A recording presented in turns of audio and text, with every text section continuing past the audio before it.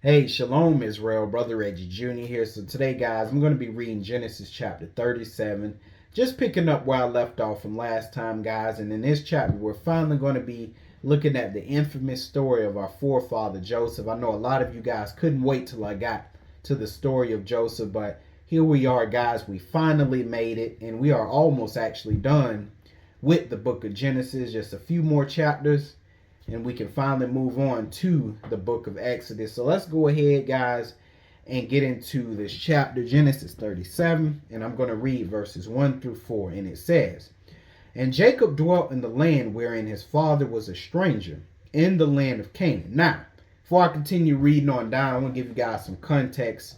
So right now, Jacob and his family, they are currently in the city of Hebron, which is in the land of Canaan.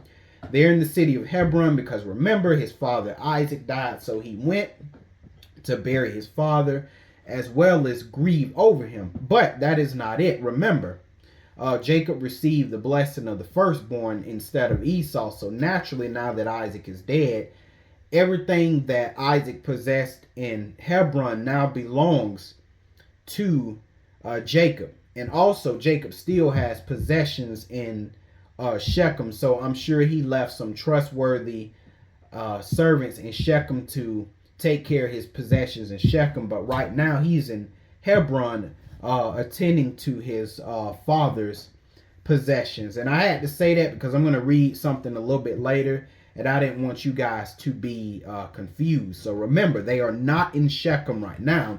They are currently in the city of Hebron. Okay. So now let's continue on reading down. Verse 2. And it says, "These are the generations of of Jacob." So now we're going to be following the sons of Jacob. All right.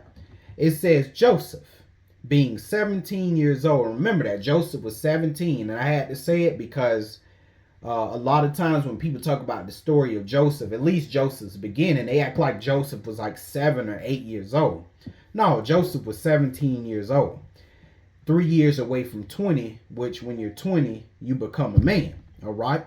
And it says, and he was feeding the flock with his brethren. Because remember, he had 11 brothers. So he was feeding the flock with his brethren. Well, which brethren? It says, "And the lad was with the sons of Bilhah and with the sons of Zilpah, his father's wives." So he was not with all 11 boys.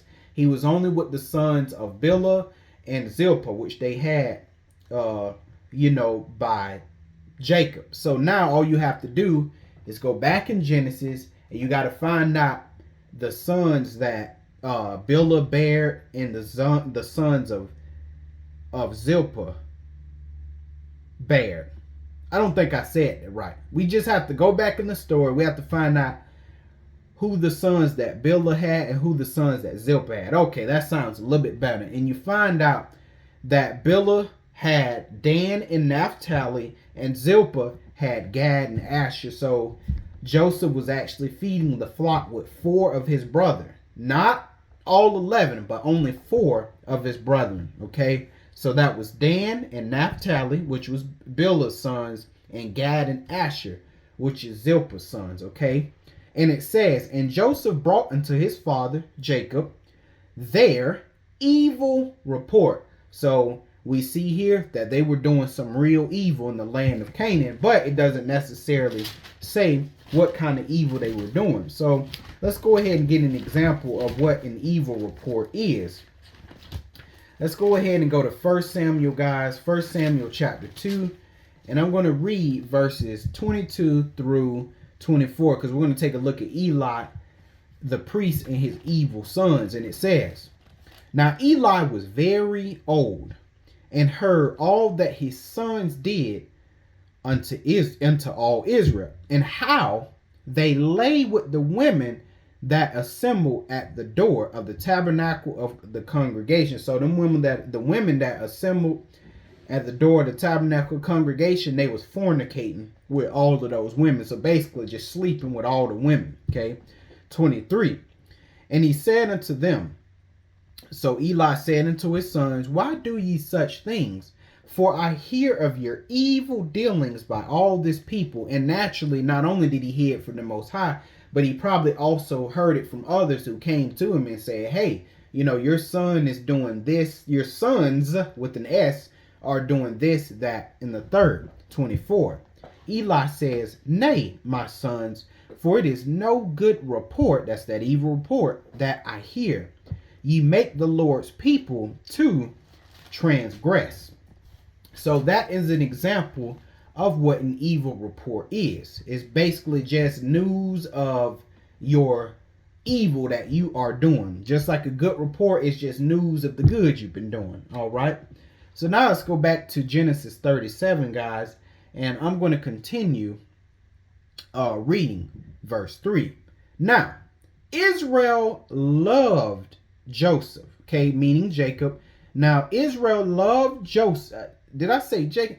Okay, anyway. Now, Israel, meaning Jacob, loved Joseph more than all his children. And that, brothers and sisters, that is going to cause some problems. Okay. Says, because he was the son of his old age. Meaning, even though Jacob had sons when he was young, even though he had children when he was younger, it wasn't the children that he wanted by the wife he wanted. Because remember, Jacob only loved Rachel, and he only wanted children by Rachel. So he didn't really count his true son as being the sons of he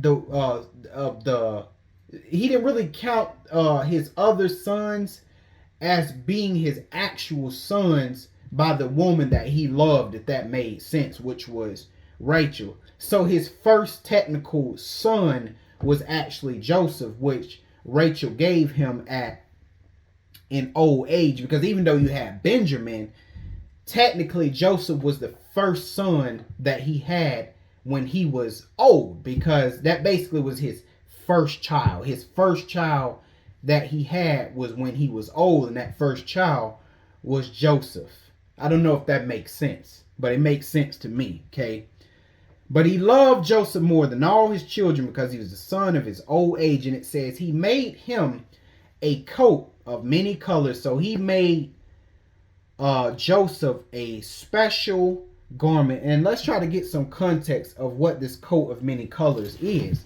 So let's go ahead, guys, and go to 2 Samuel, which is right before Kings. So 2 Samuel 13, if I can get there.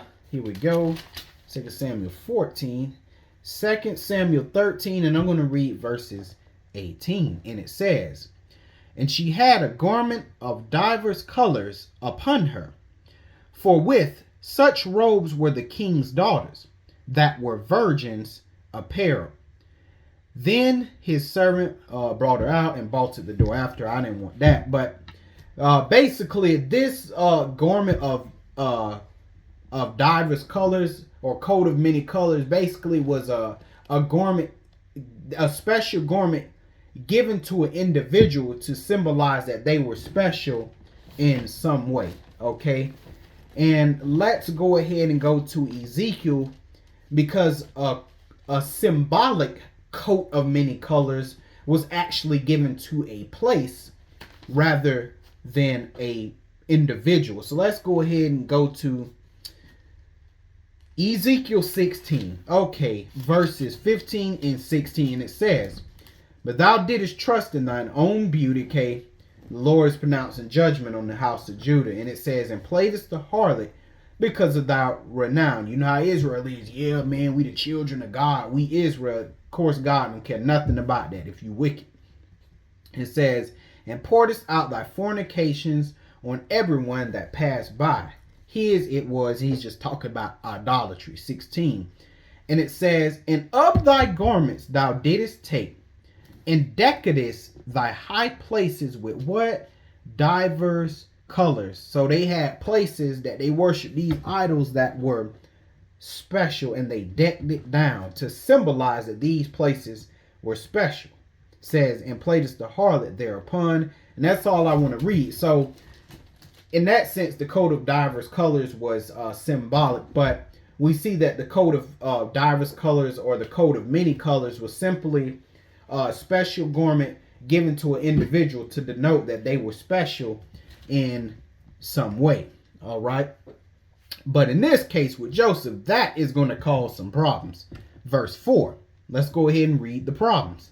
It says, and when his brethren, so when them 11 boys saw that their father loved him, so when they saw that Jacob loved Joseph more than all his brethren, they hated him and could not speak peaceably unto him. So when they realized that, they absolutely hated Joseph. And remember, guys, it wasn't necessarily anything that Jacob said. He didn't necessarily have to come out and say, oh, Joseph is my favorite son. He didn't have to say that, but it was basically through observation.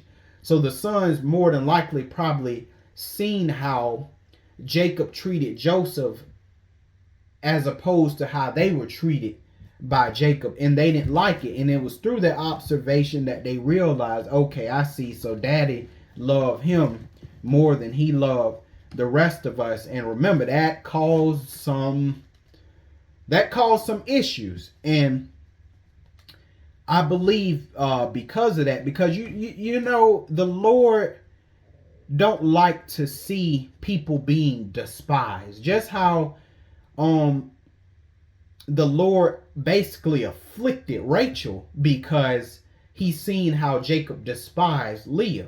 Where in this case, we're going to read later on that basically God is going to take Joseph away from Jacob. Why? Because in a weird way, he kind of didn't care too much for his other sons. He did on a human level, but he pretty much kind of only seen Joseph as like his only son, even though he had Benjamin.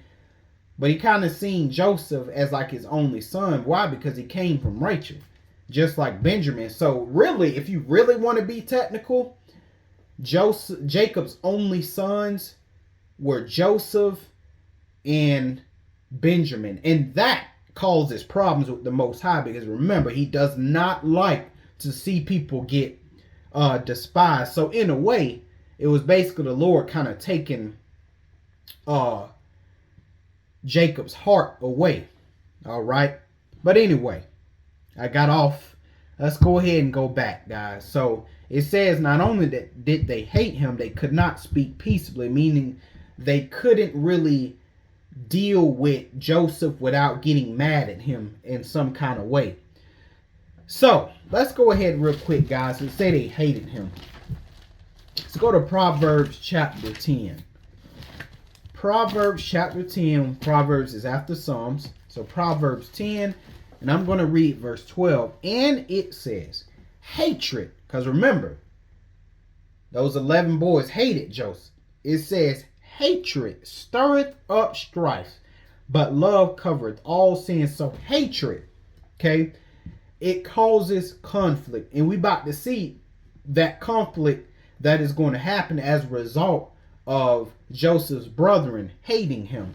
And why did Joseph's brothers hate him? Well, it was because they were jealousy. And let's see what the Most High says about jealousy. Let's go ahead and go to Proverbs chapter 6.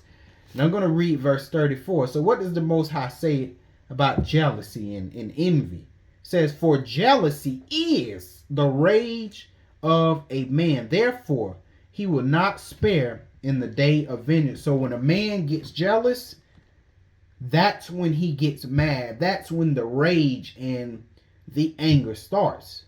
Okay? That's when they start doing things to harm you. For instance, right? Now, this is an extreme example, but let's just say, and this is a true example, by the way.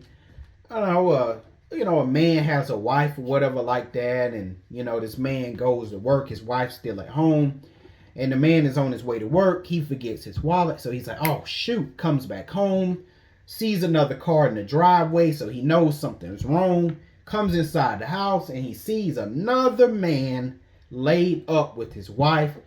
So guess what? That husband gets extremely jealous because it's like his wife is being taken away from him and given to another man. So what does that husband do? He gets out a gun. He blows the man's brains out. Then he blows the wife's brains out. Why?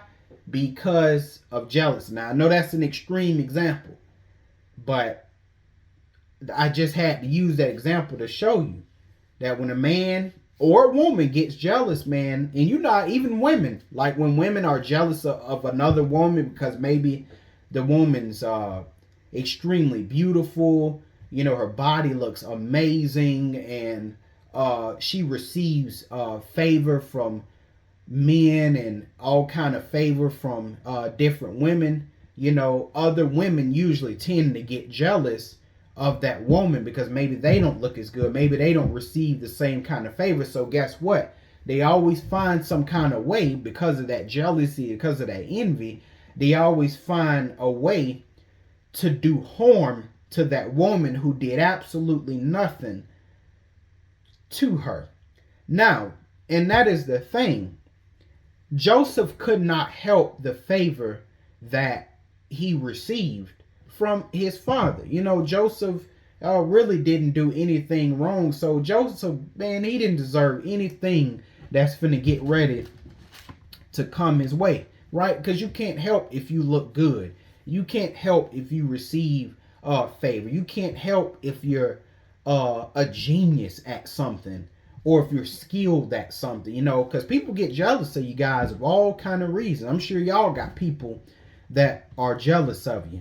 I know here at Israel's church, we got a lot of people that hate us because they're jealous of us, which is really a shame because we're all brothers and sisters and it shouldn't be that way. But anyway, guys, let's go ahead, go back to Genesis 37.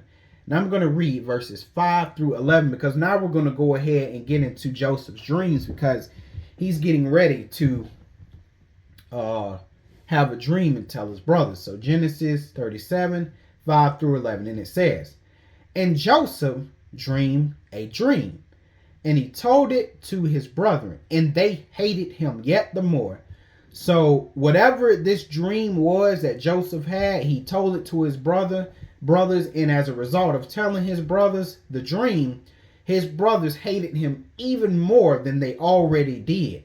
So now we're going to get some context of what this dream actually was. And it says, and he said unto them, "Hear, I pray you, this dream which I have dreamed." Okay, and this is the dream that made his brothers hate him even more. Verse 7, it says, "For, behold, we were binding sheaves in the field," and all sheaves are is just a bundle of grain, all right? And it says, "And, lo, my sheaf," meaning my bundle of grain, "arose, and also stood upright. And behold, your sheaves," or your bundles of grain, "stood round about, and made obeisance to my sheaf." Okay, so basically, this dream denoted that Joseph was going to be some kind of ruler, and as a result of him being a ruler, his brethren would bow down to him. Okay, so obviously that didn't go well with his 11 brothers that already hated him. Verse 8, and it says, "And his brethren said to him, Shalt thou indeed reign over us? Or shalt thou indeed have dominion over us?" And they hated him yet the more for his dreams and for his words. And I don't want to say Joseph was naive, but I definitely do want to say that Joseph for sure did not discern that his brothers hated him, because if he knew his brothers actually hated him and was jealous of him, he would have been wise enough not to tell his brothers the dream that he had. He would have actually kept that dream to himself. But his brothers hated him, and they hated him where? In his mind. The brothers, the hate was in their mind. They hated their brother. Let's see what the Lord says about that hate. Let's go ahead real quick, guys, and let's go to 1 John, if I can find it.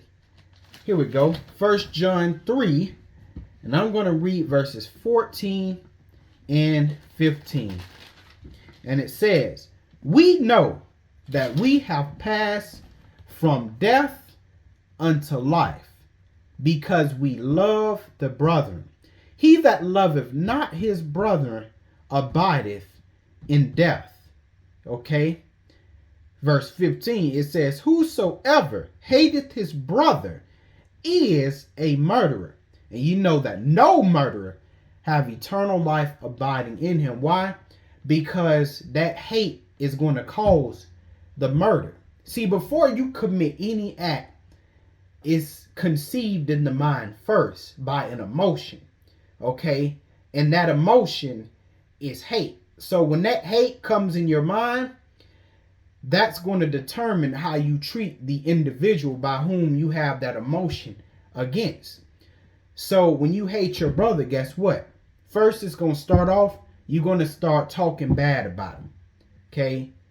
Then you're going to start doing little things here and there to mess with your brother or your sister.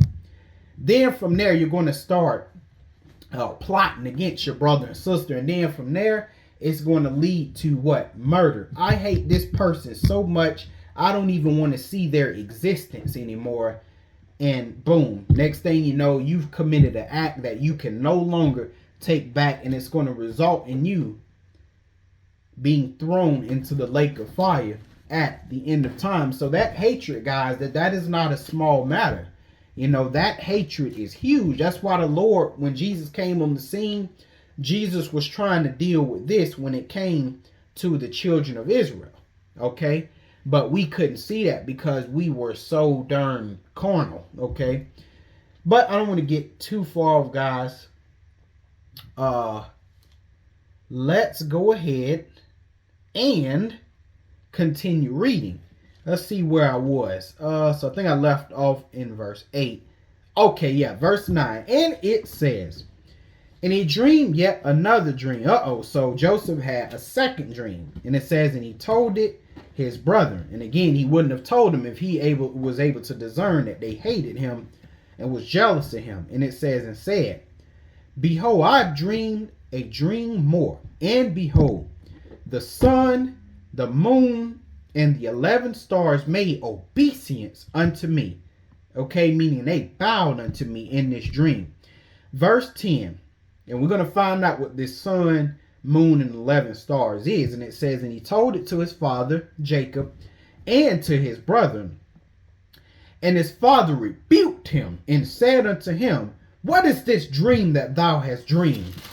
Shall I and thy mother and thy brethren indeed come to bow down ourselves to thee to the earth? So Jacob pretty much already knew the interpretation of the dream. So Jacob represented the sun.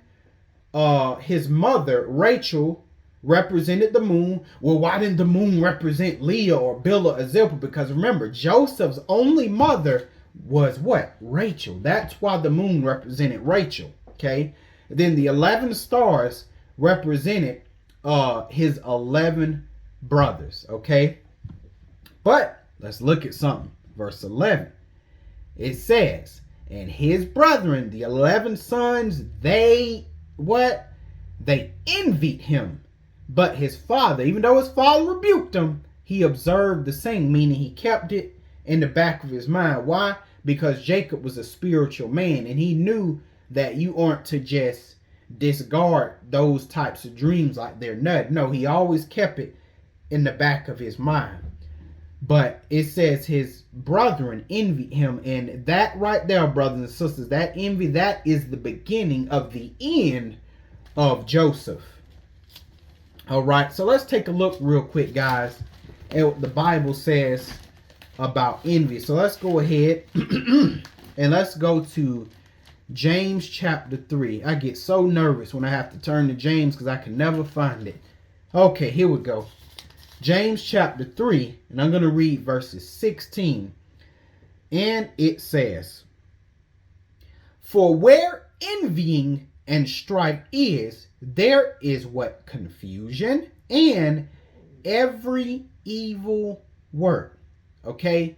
And remember, Joseph's 11 brothers envied him. And guess what? An evil work. Just like it said in James 3 and 16, an evil work is getting ready, brothers and sisters, to take place. And shortly, we're going to find out what that evil work is.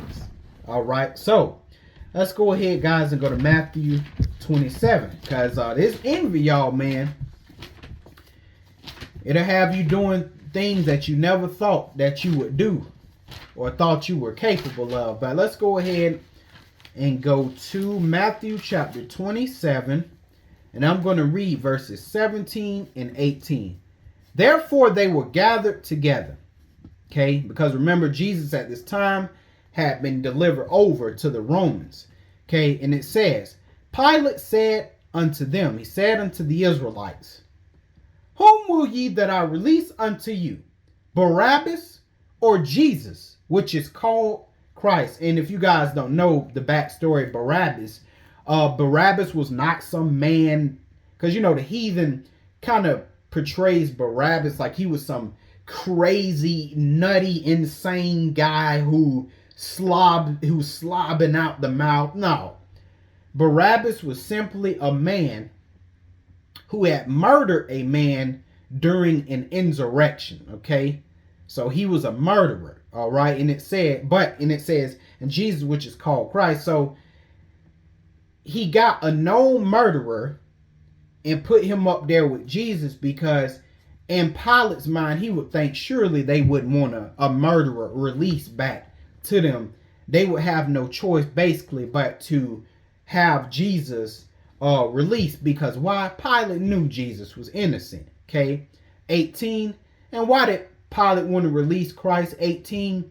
For he knew that for envy they had delivered him up. And mainly it was the leaders of Israel that gave him up. Why? Because they was jealous of Jesus. You know, before Jesus came, all of the Pharisees, all of the Sadducees, man, high priests, they had Israel under control. They had Israel under a spell. And then here comes along some man who was actually God in the flesh. But some man come along, man, and he just started taking the people by storm. He started teaching the true word of God. All the Israelites are listening to him. They start following him by the multitudes. Now they're leaving.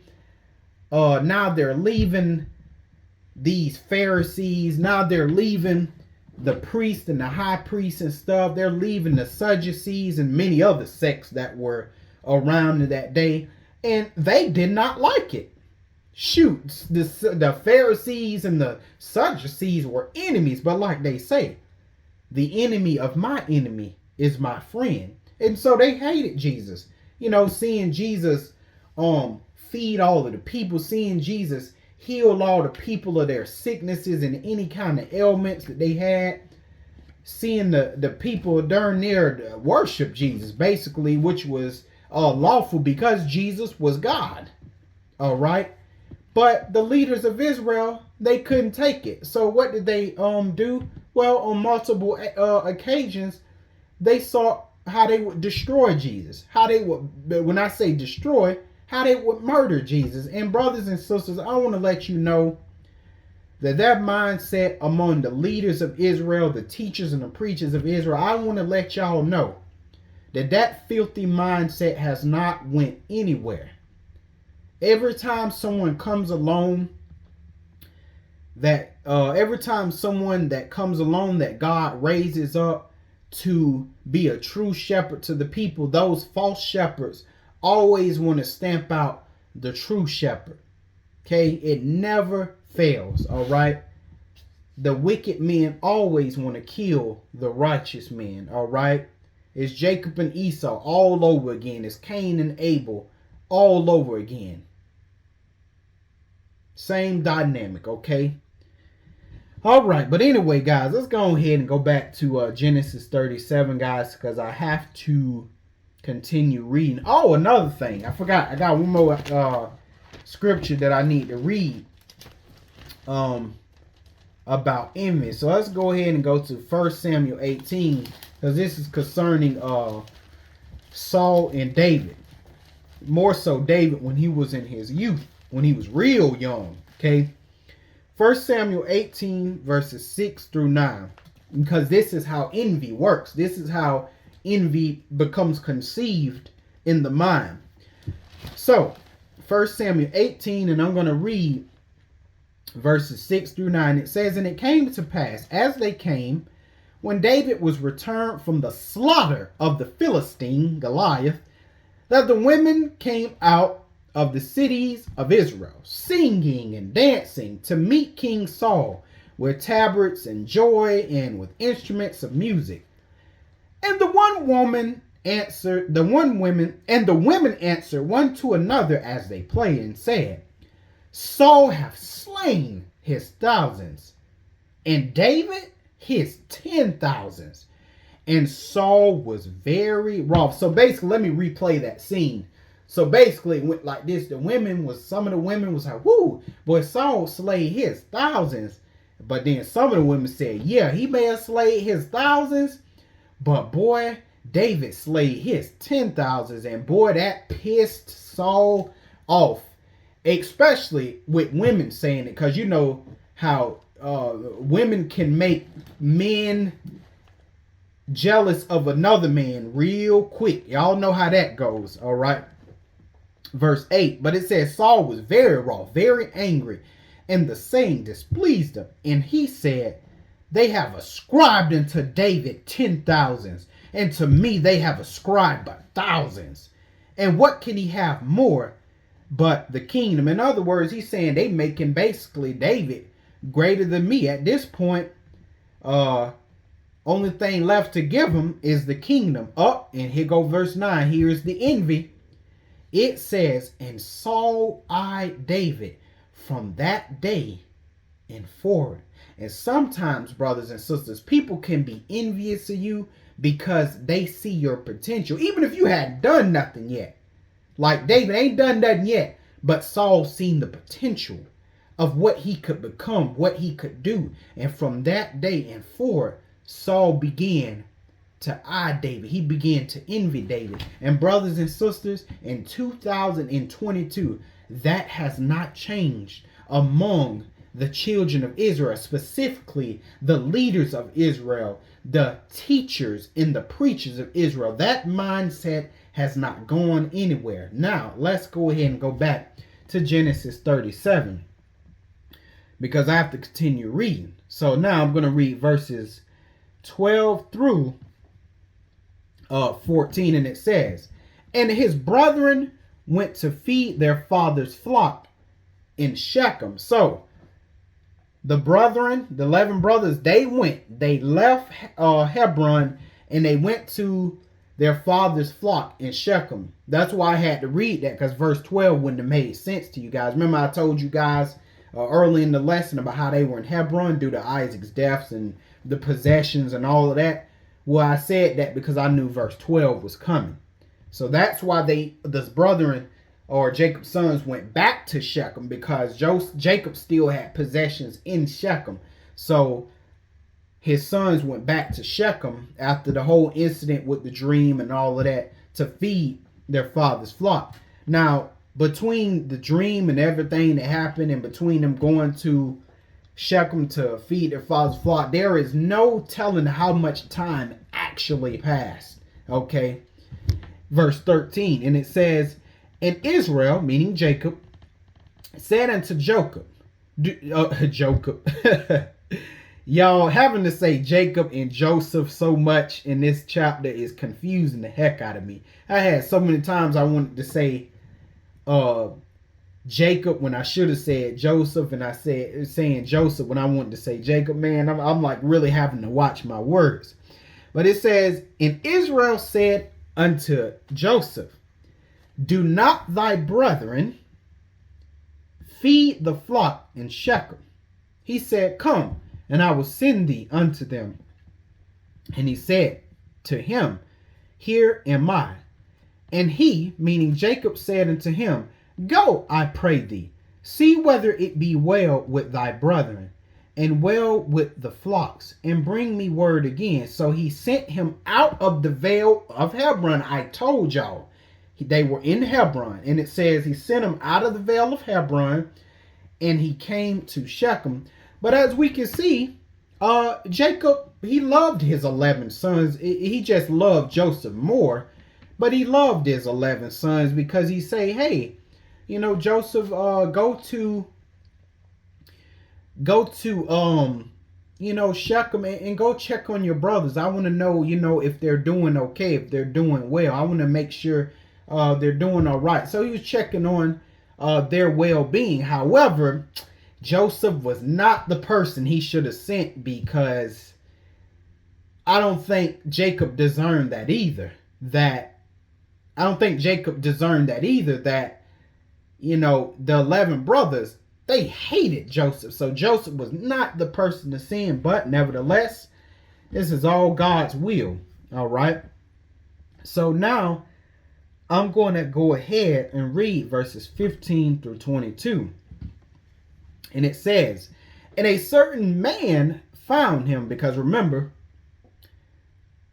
Joseph, I'm like trying to keep myself from saying Jacob.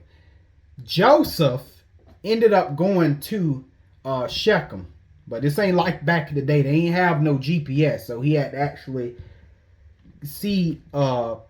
ask around to see to pinpoint the location of where his brothers actually were. And it says, a certain man found him, and behold, he was wandering in the field. And the man asked him, saying, and this man probably was a servant of Jacob. And so the man said, what seekest thou? And he said, meaning Joseph said, I seek my brethren. Tell me, I pray thee, where they feed their flocks. And the man said, they are departed hence, for I heard them say, let us go to Dothan.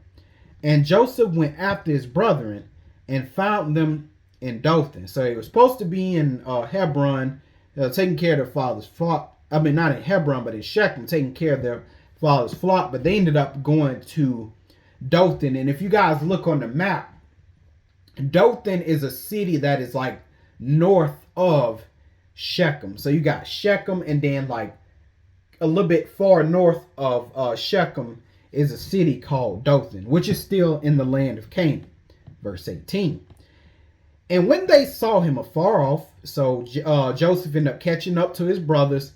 And when they seen Joseph approaching, it says, even before he came near unto them, they conspired against him to slay him.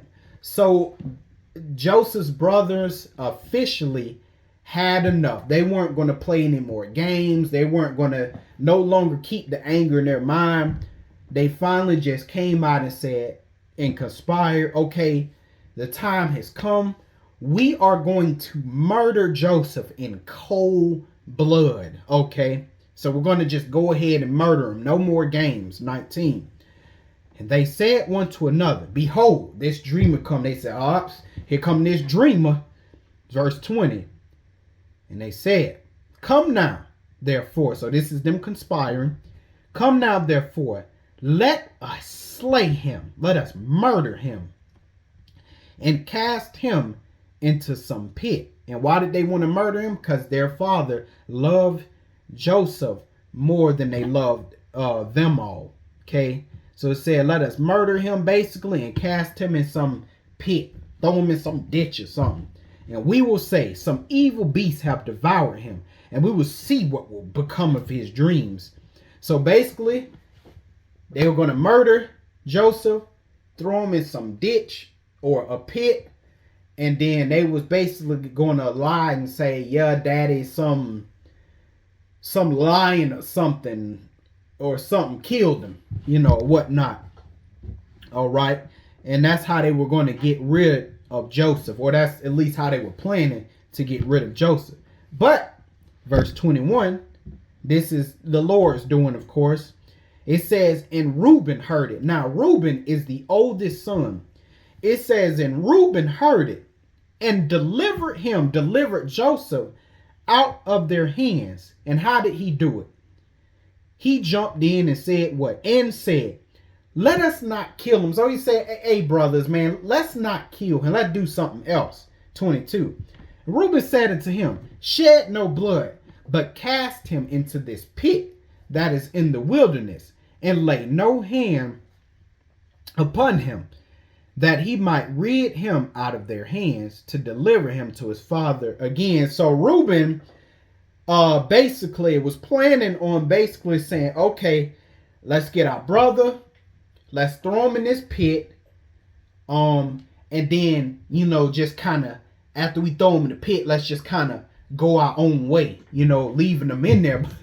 But Reuben basically was trying to throw them in the pit. And once the other brothers basically left or whatever, Reuben was going to go and pick Joseph up out of the pit and give him back to his father, Jacob. So he was actually trying to, basically, Reuben was trying to keep his brothers from murdering him or doing any serious harm to him, because Reuben knew that Joseph did not deserve any of that, guys. Joseph could not help the favor that was on him. So that's what Reuben was planning on doing. All right, verse 23. Okay. I don't want to read 23 yet. There's some verses that I want to go to. Let's go to Matthew 12, because, people that are envious and jealous of you, that's what they do, brothers and sisters. They plot and they plan against you. They plan your demise. And so sometimes you have to use discernment. You got to use wisdom and know that there are people out there that hate you, and they don't have your best interests in mind, because they're jealous of you and they're envious of you, and they'll never tell it to you. But just know that you do have these types of people around you, and usually you will be shocked. Those envious people, they're usually your biggest fan. They're usually the ones wearing your t-shirts. They're usually the ones rooting you on, right? The ones that so-called got your back, them be the main ones, all right? Main conspirators. So Matthew 12, and I'm going to read verses 12 through 14. Because just how they conspired against Joseph, they conspired against Christ, all right? And it says, because this is when the Lord healed someone on the Sabbath day, and the leaders of Israel hated him for that. But it didn't have nothing to do with that. It was just envy. 12. How much then is a man better than a sheep? That's what Christ said. Wherefore it is lawful to do well on the Sabbath days with an S. So not just the Sabbath day. It says on the Sabbath days with an S. So also on the feast. It's always good to do well. That's what the Lord is saying. Even on the holy days. 13. Then said he to the man, stretch forth thine hand. And he stretched it forth. And it was restored whole, like as the other. 14. Then the Pharisees went out and held a council against him, how they might destroy him. And 2, they counseled against him too, because they knew that they couldn't deal with Jesus in the word of God or scripturally. So at this point, no more games. They said, we got to find a way to kill this man. We got to find a way to get rid of Jesus, because we cannot beat him on any side. We cannot deal with this man. So basically, we have to rid this earth of his existence, all right? And believe it or not, brothers and sisters, there are people who think the same way about you. Okay, so John chapter 11, and I'm going to read verses 47 through 48. And just to let you guys know, I know right now, Israel's church, I know that if we were back in the land of Israel, how it used to be, I know we would be murdered. All of us. Me, Keziah, Zahara, Brother Reggie, we would have been murdered in cold blood by these pastors and these teachers and leaders of Israel. Okay? Because nothing changed, brothers and sisters. Nothing changed at all. The only difference in this day and time is that, different laws are in place. And, we are among the Romans, and they don't want this foolishness in their land. So stuff we was doing in Israel, they don't want that stuff done in their land. So really, that's the only thing kind of in a weird way, protects us. The fact that these Romans are in the way, but make no mistake, we was back in the land. Them Pharisees would have been after us, Sadducees, the priests, high priests, all them wicked bastards would have been after us. Okay, would have got us in cold blood. And trust me, the Lord remembered the high priest, the priest. He remembered the Sadducee. Pharisees or all them other sects that was on the scene that did all that murdering and killing, they are in big trouble on Judgment Day. They are going head first into the lake of fire. But let's go ahead and go to John 11. John 11, verses 47 through 48. And it says, Then gathered the chief priests and the Pharisees a council and said, What do we? For this man doeth many miracles. Okay? If we let him thus alone, all men will believe on him, and the Romans shall come and take away both our place and our nation. And so we kind of see scripturally that the teachers, preachers, the leaders of Israel, their loyalty has always been to the heathen.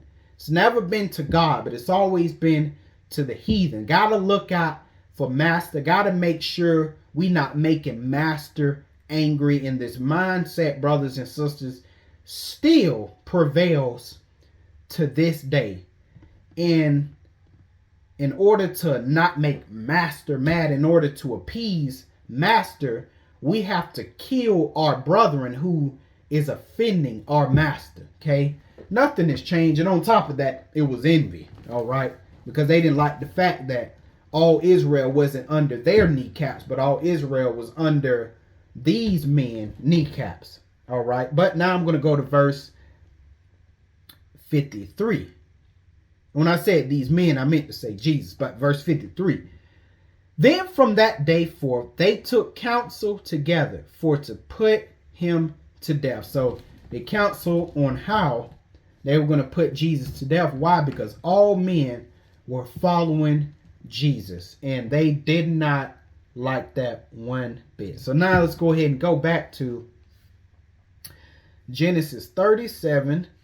Let me see, and I'm going to read verses 23 through 28. And it says, And it came to pass, when Joseph was coming to his brother, that they stripped Joseph out of his coat of many colors that was on him. So I know they ripped it off with some anger. Coat off for you. And they tore that coat right off him. And they took him and cast him into a pit. So they got him head first and just casted him into a pit. And the pit was empty. There was no water in it. 25.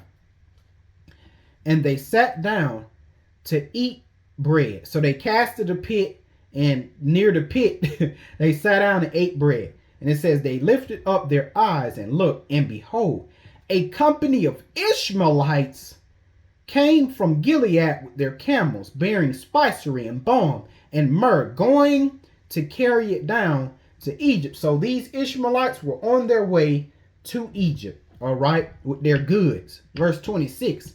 And Judah, all right, said unto his brethren, okay, he says, What profit is, so Judah, this is his idea that we're about to read. What profit is it if we slay our brother and conceal his blood? Meaning we're eventually going to get caught. 27. Come, let us sell him to the Ishmaelites, and let not our hand be upon him. For he is our brethren in our flesh. And his brethren were content. So they were content with basically selling their brother, their flesh and blood brother, into slavery. And we know later when Israel became a nation, the Lord said that we were forbidden by law to sell our brothers and sisters off into slavery to another nation. All right, 28. And it says, Then passed by the Midianites, merchantmen, and they drew and lifted up Joseph out of the pit, and sold Joseph to the Ishmaelites for 20 pieces of silver. And they brought Joseph into Egypt. All right. So the Midianites, they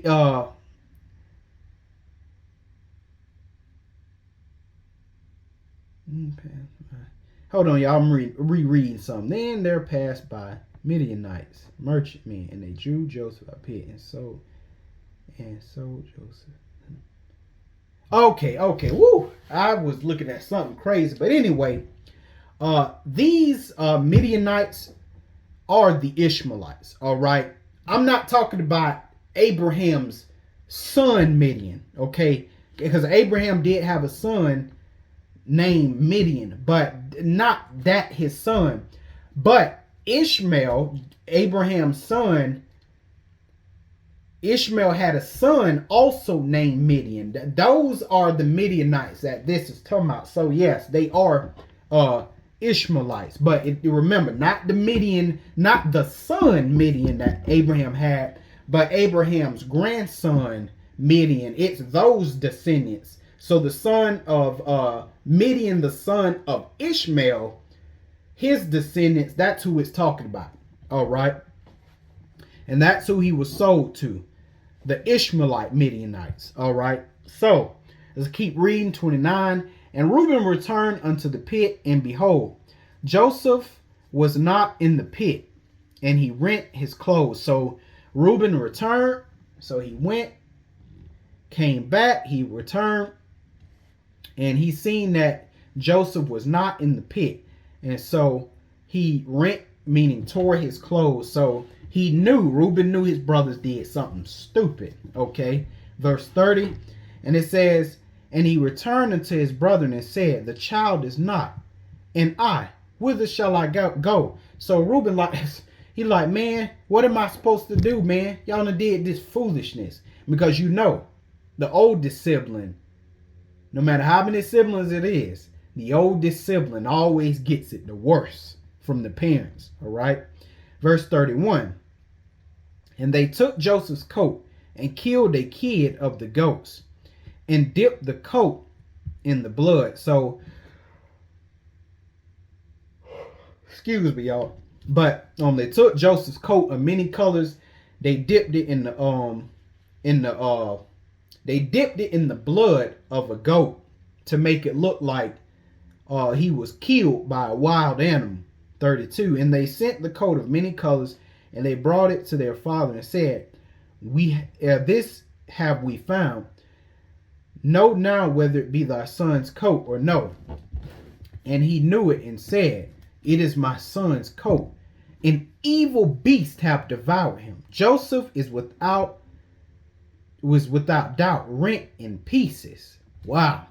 And Jacob rent his clothes and put sackcloth upon his head, upon his loins, and mourned for his son many days. So they made it look like Joseph was killed by a wild animal, right? Verse 35. And all his sons and all his daughters rose up to comfort him. So it says daughters. So it's implied that Jacob had more daughters than just Dinah. Okay. And it says, but he refused to be confident. And he said, for I will go down into the grave unto mourning, into my son mourning. Thus his father wept for him. But why? Because he just lost his quote unquote favorite sons. All right. His favorite son. 36. And the Midianites, and this is the Midianites, like I said, that came from Ishmael. Okay. And it says, and sold him into Egypt unto Potiphar, an officer of Pharaoh's and captain of the guard. And that's when the hell on earth begins for our forefather Joseph. So I got a little bit winded at the end, y'all. I'm tired because I was working out before I started this lesson. So that's pretty much it for this, guys. That was a good first chapter, starting the story of Joseph, guys. So I can't wait to continue to read on in this story to see what happened. So I hope you guys got some understanding, and with that, shalom.